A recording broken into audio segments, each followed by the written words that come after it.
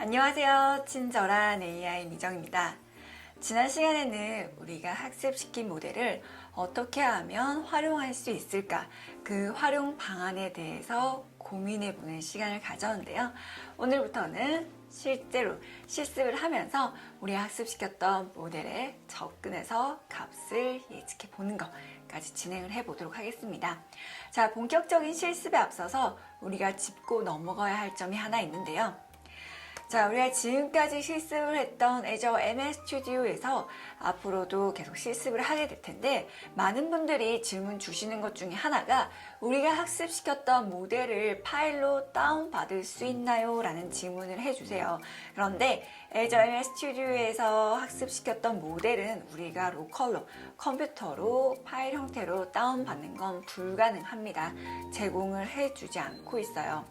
하지만 그 대신 우리가 학습시켰던 이 모델을 서버 Azure 클라우드 상에 올려놓고 네트워크를 이용해서 접근해서 새로운 데이터를 넣고 또 모델이 추론한 결과값을 얻어내는 건 가능해요.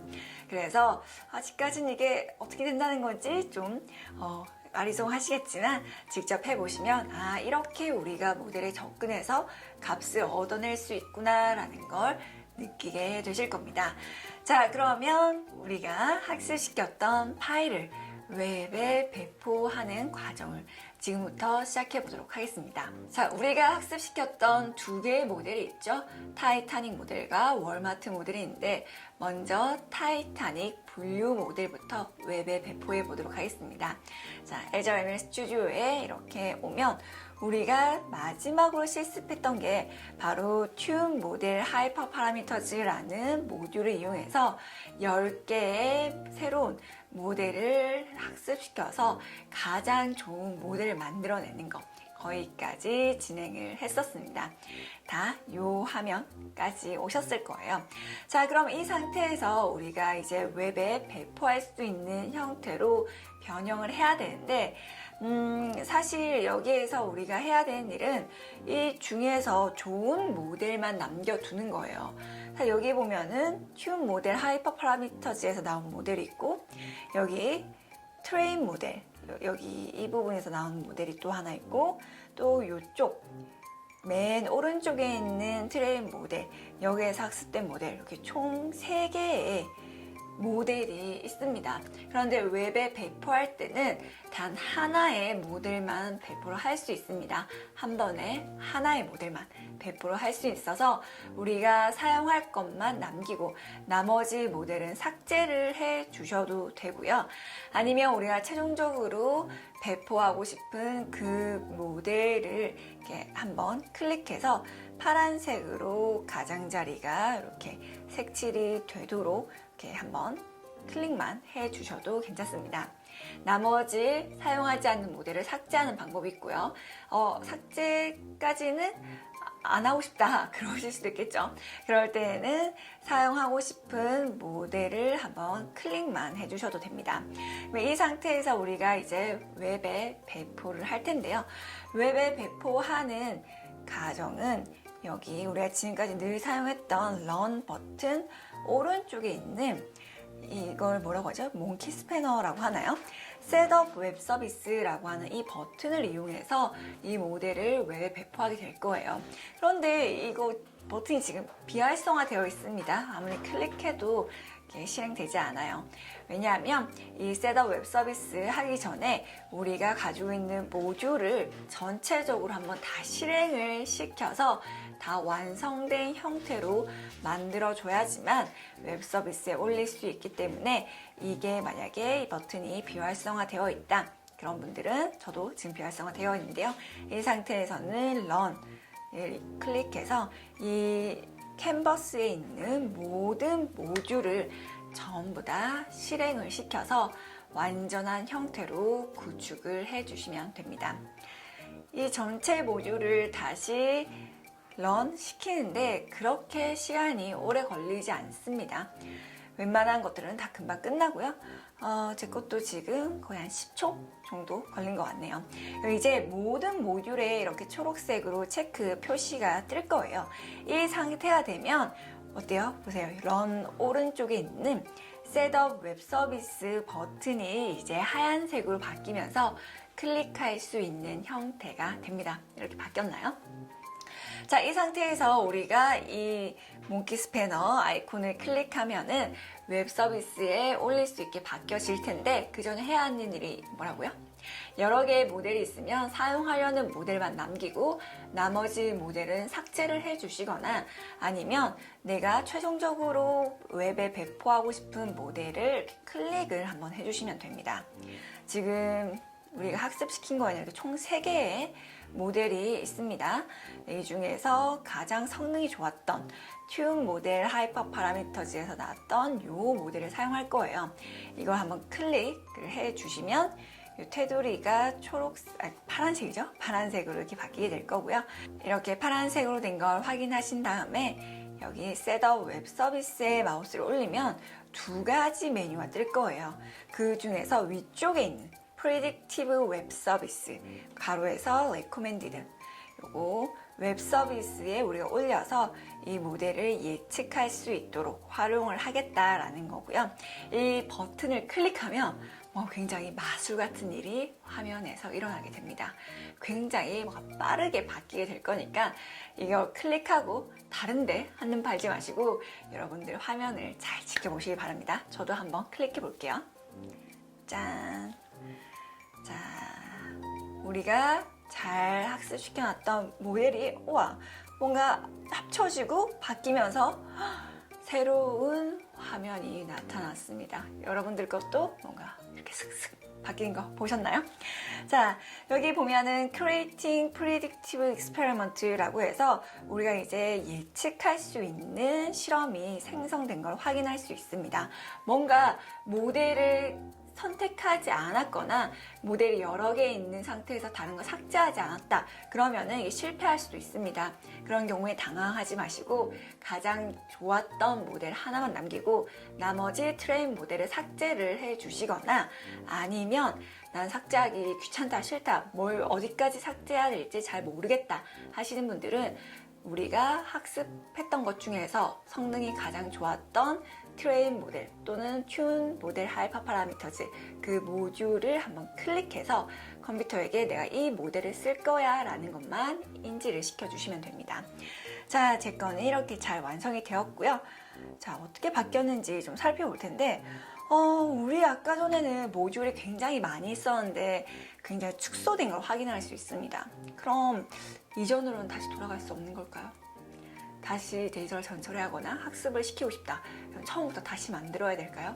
그럼 너무 슬프겠죠.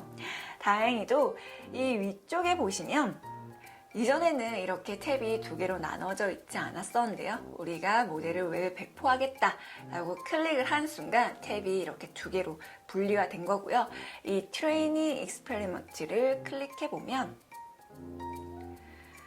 다행스럽게도 우리가 지금까지 학습시켰던 사용했던 그 모듈들이 고스란히 남아있는 걸 확인할 수 있습니다. 그죠?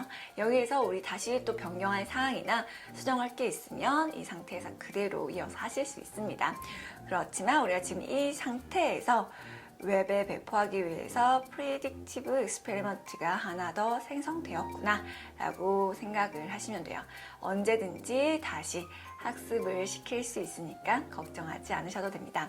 자, 그러면 이전의 걸 한번 살펴볼게요. 이전 트레이닝 익스페리먼트를 보면 우리가 다양한 데이터 전처리 에딧 메타데이터도 해줬고요. 그 다음에 클립 미싱 데이터, 그 다음에 스플릿 데이터 하고 알고리즘 선택해서 학습하고 스코어, 이밸류에이트 이런 과정을 거쳤었습니다. 그런데 이렇게 만들어진 모델을 웹에서 활용할 때는 짠짠! 자, 에딧 메타데이터와 그 다음에 우리가 사용할 컬럼 선택 이런 것들은 있지만 뭔가 낯설어 보이는 새로운 모듈들이 있고요. 그 다음에 없어진 모듈들도 많습니다. 일단 스플릿 데이터. 더 이상 우리가 데이터를 스플릿할 이유가 없어지는 거죠. 스플릿하는 것은 전체 데이터 중에서 학습용과 평가용으로 나누기 위해서 스플릿을 했었는데 이제 웹에서 이 모델을 활용하게 되면 인풋으로 들어온 데이터를 바로 우리가 모델에 보여주고 어떤 결과값이 나올 것 같니? 라고 최종적인 값만 얻으면 되기 때문에 더 이상 스플릿은 필요하지 않은 거죠.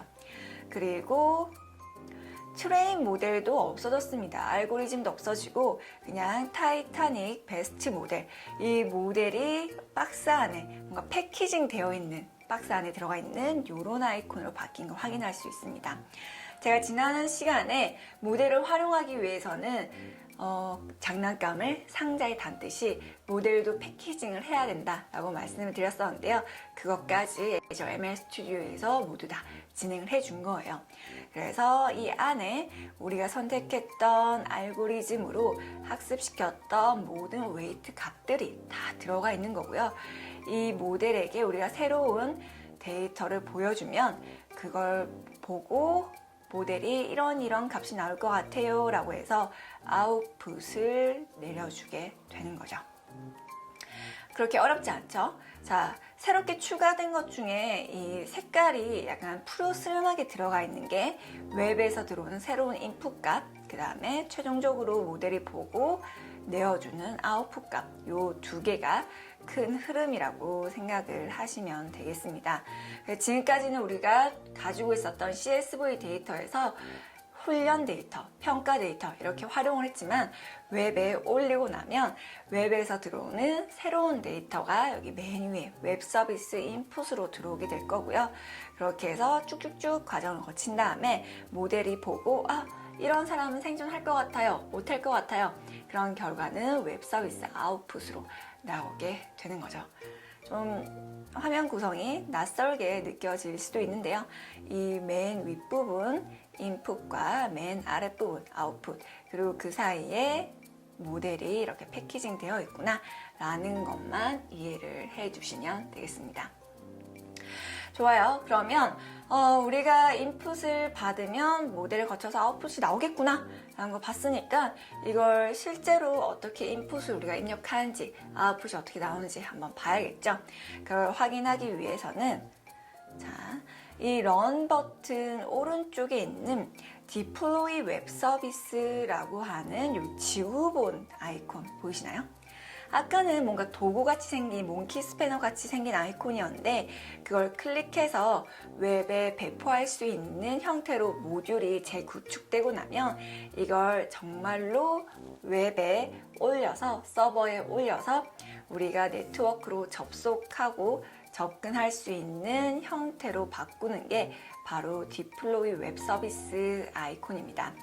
방금 우리가 클릭했던 몽키 스패너 아이콘은 웹에 배포하기 위해서 모듈을 재구축, 재구성하는 단계고요. 이걸 먼저 잘 구성되어 있구나 확인되면 이걸 정말로 웹에 배포해 주는 게 이 지구본 아이콘이에요. 자, 이걸 한번 클릭을 해 보겠습니다. 클릭을 했더니 뭔가 에러가 났네요. 왜 에러가 났냐면 지금 우리가 이렇게 만들어 놓은 구성이 확실하다면 이걸 가지고 런을 한번 돌려야지만 이게 지금 준비가 다 되었구나 라는 게 인지가 되기 때문에 런 버튼을 한번 클릭을 해 주셔야 됩니다. 자, 아까는 우리가 학습하는 과정에서 이렇게 학습이 다 된 걸 우리가 쓰겠어 라고 런을 돌리는 거라면 이번에는 웹에서 데이터가 이렇게 들어오고 그 다음에 패키징된 모델이 이렇게 준비되어 있고 최종적인 아웃풋이 스코어 된 결과가 나올 거야 라고 하는 이 웹에 올라가는 이 형태가 런 돼서 전반적으로 준비가 완료되었구나 라는 과정이라고 생각하시면 됩니다. 자, 이제 다시 초록색 체크가 각 모듈마다 다 뜰 거예요. 그러고 나서 디플로이 웹 서비스 이 상태에서 우리가 뭐 바꾼 건 없습니다. 그냥 흐름만 한번 살펴봤어요.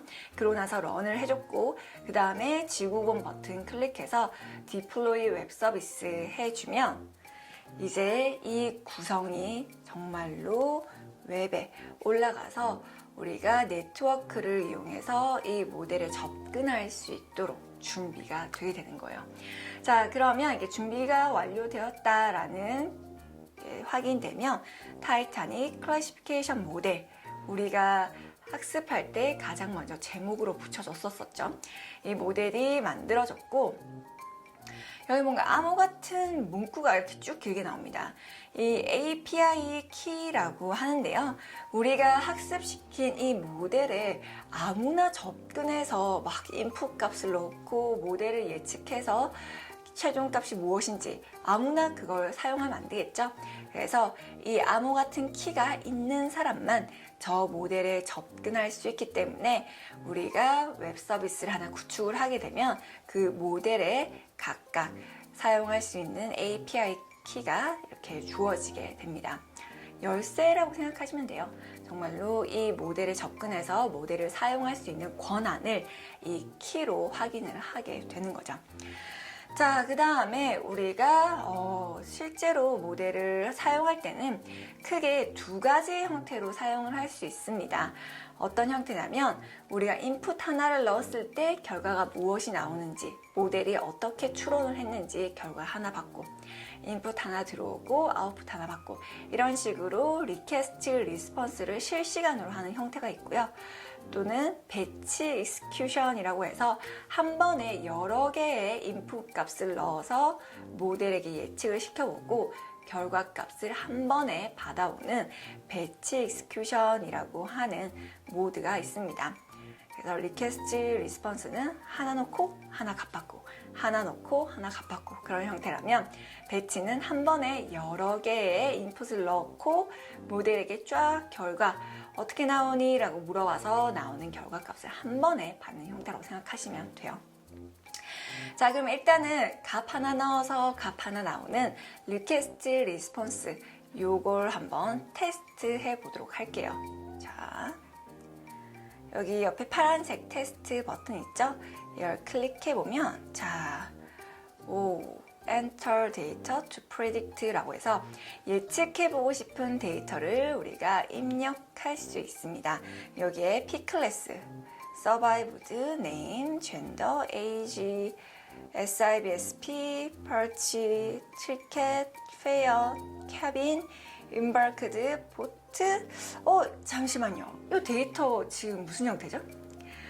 우리 분명 데이터 한글화도 해줬었고 사용하지 않는 컬럼들, 홈 데스티네이션이라든지 아니면 네임, 이런 거 다 빼줬었잖아요. 근데 왜 여기 또 있을까요? 뭔가 이상한 점을 느끼셨나요? 우리가 분명히 모델을 학습하기 전에 사용하지 않을 것과 사용할 것 분리를 시켜줬었고, 그 다음에 컬럼의 이름은 전부 다 한글로 변형해줬던 거 기억나시죠? 그죠?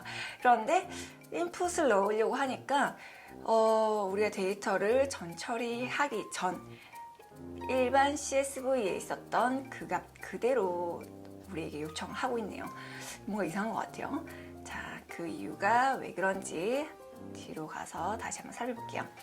자, 여기에서 뒤로 가기를 클릭해 주세요. 이 화면에서 뒤로 가기를 클릭하면 우리가 아까 봤었던 웹에 올리는 이 프리딕티브 익스페리먼트 환경으로 다시 돌아올 수 있습니다.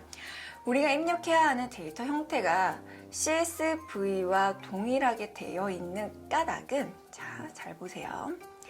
지금 웹 서비스 인풋이 연결되어 있는 곳을 살펴볼게요. 짠짠, 짠짠. 이게 어디랑 연결되어 있냐 하니까 타이타닉 데이터셋 CSV, 요게 들어오는 곳과 동일하게 연결이 되어 있습니다. 그죠? 이 웹 서비스 인풋이 사용자에게 데이터를 받아올 때 데이터 형태를 어떻게 받아올 것인지는 지금 이 선에 따라서 결정이 되는데, 지금은 타이타닉 데이터셋.csv와 동일한 곳에서 연결이 되어 있기 때문에 CSV 파일이 가지고 있는 데이터 형태와 동일하게 인풋을 요청을 하게 됩니다. 우리가 전 처리해준 건 그 이후에 일어난 일이에요. 그런데 데이터를 처음 받아올 때부터 우리가 전 처리해줬었던 그 형태 그대로 요청을 하는 게 좋겠죠. 그렇게 하기 위해서는 약간의 수정이 필요해요. 웹 서비스 인풋을 좀 아래쪽으로 이렇게 가지고 내려와 보겠습니다. 웹 서비스 인풋, 이 파란색 얘를 이렇게 아래쪽으로 가지고 왔고요. 자, 그러면 우리는 이 사용자에게 데이터를 받아올 때 받아오는 데이터 형식을 기존 CSV 파일 그 형태 그대로가 아니라 우리가 데이터를 전 처리하고 난 이후에 데이터 형식으로 받아오고 싶은 거예요. 그죠? 그렇게 하기 위해서는 자, 웹 서비스 인풋의 지금 선이 CSV와 동일한 곳에서 연결되었는데 그게 아니라 자, 데이터 전 처리가 모두 다 끝나고 스코어 모델 이쪽으로 데이터가 입력이 되고 있기 때문에 웹 서비스 인풋을 바로 스코어 모델 이렇게 연결을 시켜주면 우리가 전철해줬던 데이터의 최종적인 형태와 웹에서 데이터를 요청하는 형태가 동일해지게 됩니다. 자, 우리가 스코어 모델에 받아오는 데이터는 평가할 때 쓰는 데이터였죠. 그래서 사용자에게 받아온 데이터를 바로 스코어 해본다. 모델을 가지고 평가를 해본다. 이렇게 생각을 하셔도 맞고요. 편하고요. 그렇게 생각하시는 게 조금 더. 혹은 우리가 전 처리했던 데이터 형태를 그대로 맞춰서 웹 서비스 인풋을 받아온다 라고 생각하셔도 괜찮습니다. 그래서 이 스코어 모델에는 선이 두 개가 다 연결이 되어 있어야 됩니다. 자, 이 스코어 모델 보시면 웹 서비스 인풋과도 연결이 되어 있어야 되고요. 파란색 선으로. 그 다음에 여기 Apply Transformation과도 연결이 되어 있어야지 사용자가 인풋을 입력할 때 입력받을 데이터의 형태가 어떤 형태냐? 아, 그건 우리가 데이터를 다 전처리해 주고 난 다음에 최종적으로 가지고 있는 데이터 스키마, 데이터 형태에 따라서 우리가 데이터를 요청하면 돼 라고 이 모델이 인식을 하게 됩니다. 너무 어렵지 않죠? 아까는 CSV, 여기 데이터셋과 연결이 되어 있어서 CSV 파일 그 형태 그대로 데이터를 요청을 했지만 그게 아니라 전 처리된 형태로 우리가 데이터를 받고 싶어. 그래서 웹 서비스 인풋의 위치만 지금 바꿔준 거예요. 자, 그 상태에서 다시 한번 런을 돌리셔야지 이 구축된 형태 그대로 우리가 모델을 다시 재배포할 수 있게 됩니다. 런을 다시 한번 클릭해서 구현을 시켜주시고요. 어때요? 모델을 학습시킬 때하고는 조금 다른 사고방식이라고 해야 되나요? 조금 다른 개념을 가지고 우리가 배포하는 데서는 또 접근을 해야 됩니다. 지난 시간에도 말씀드렸듯이 이쪽은 IT 엔지니어링 쪽에 조금 더 가까워요. 그래서 지금까지 모델만 열심히 학습시켰던 분들은 좀 낯설어. 왜 여기 연결을 해야 되지? 라는 생각이 드실 수도 있는데요. 차근차근 생각을 해보시면 그렇게 어렵지 않을 거예요. 우리가 데이터를 사용자에게 요청을 해서 받아와야 되는데 받아오는 형태가 어떤 형태일 것이냐, 그건 데이터를 전처리하고 나서 최종적으로 모델이 학습했던 그 형태 그대로 사용자에게 받아와야겠구나 라고 말이죠. 자, 이렇게 런이 다 되어서 다시 모듈에 체크 표시가 뜨면 다시 디플로이 웹 서비스 클릭을 해주시면 이미 만들어진 게 있는데 덮어 쓰시겠습니까? 라는 질문이 뜰 거예요. 덮어 쓰도록 하겠습니다. 예스 하면은 이제 지금 만들어진 이 형태를 기반으로 새롭게 웹 모델이 만들어지게 되고요. 여기에서 다시 파란색 버튼 테스트를 클릭해 보겠습니다. 짜잔!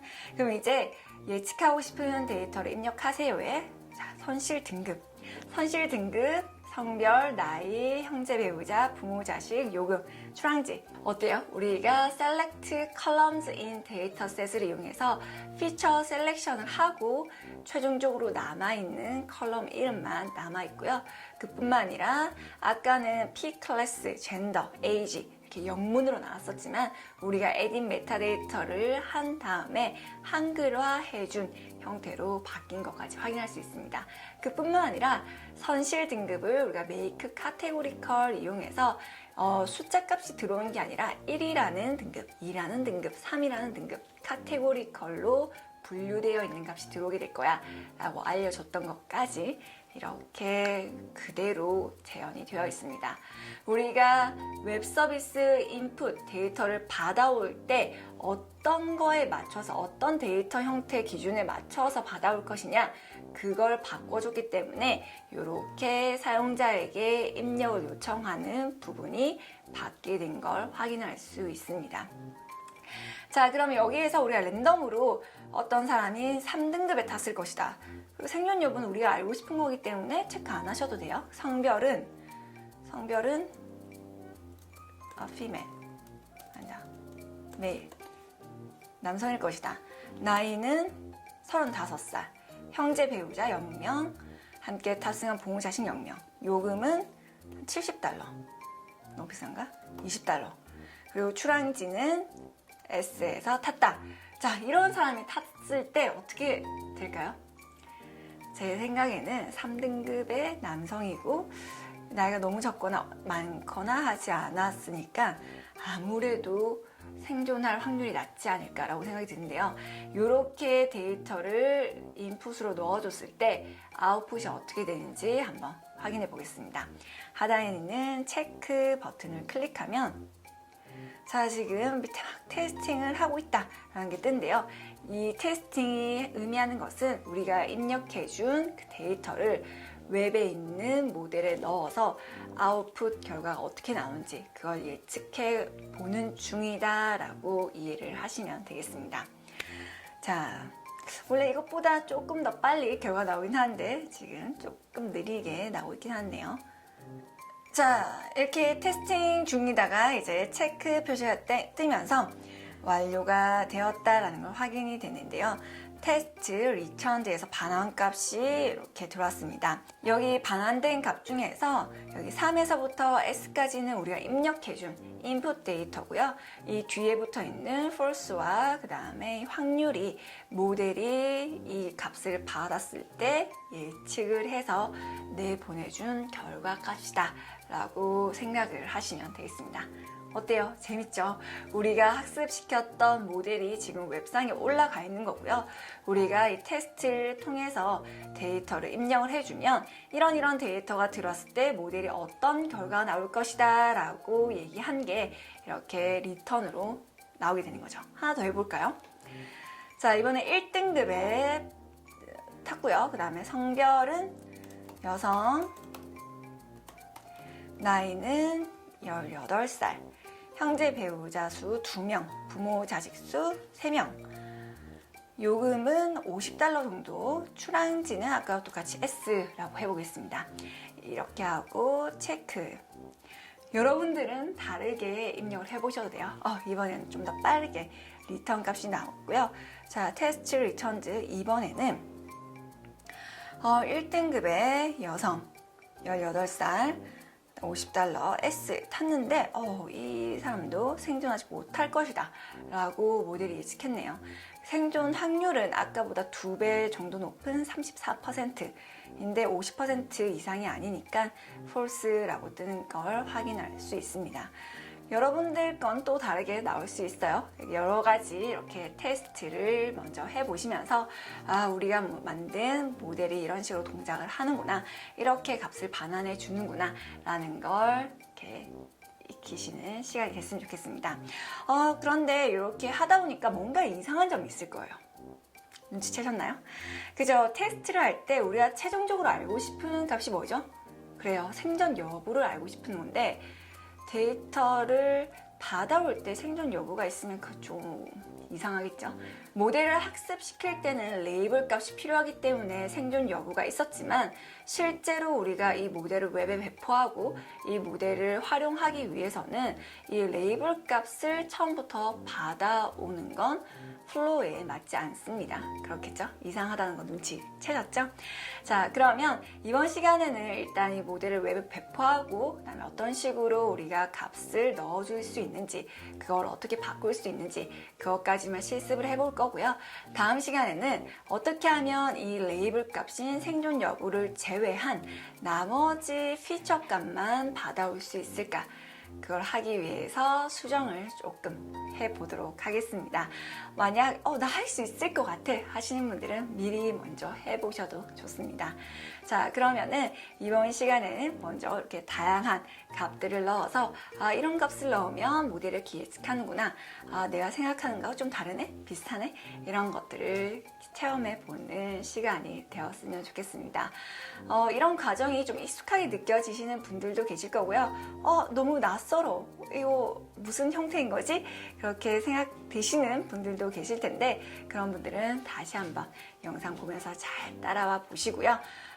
지금 뭔가 또 다른 걸 찾은 분들이 계실 수도 있는데, 우리는 지금까지 항상 메인 메뉴 중에서 요 삼각 플라스크 익스페리먼트 탭에서만 실습을 했었는데, 웹의 배포를 하고 나면 이제 지구본 이쪽 탭으로 이동을 하게 됩니다.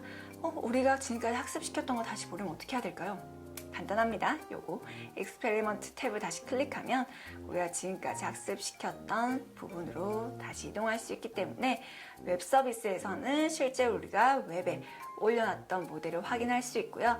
우리가 이전처럼 캔버스에서 모듈을 수정하고 싶다 그러면 익스페리먼트 여기에 가서 타이타닉 모델 요걸 클릭하면 이 트레이닝 파트, 기존에 우리가 학습시켰던 파트 볼 수 있고요. 이 위에 프리딕티브 익스페리먼트를 클릭하면 방금 오늘 우리가 새롭게 만든 웹에 배포하는 형태를 확인하실 수 있습니다. 낯설죠, 그죠? 지금까지 했던 거하고 화면이 막 바뀌고 다른 형태가 나오고 하니까 낯설게 느껴지시는 게 맞고요. 저도 처음에 굉장히 낯설었어요.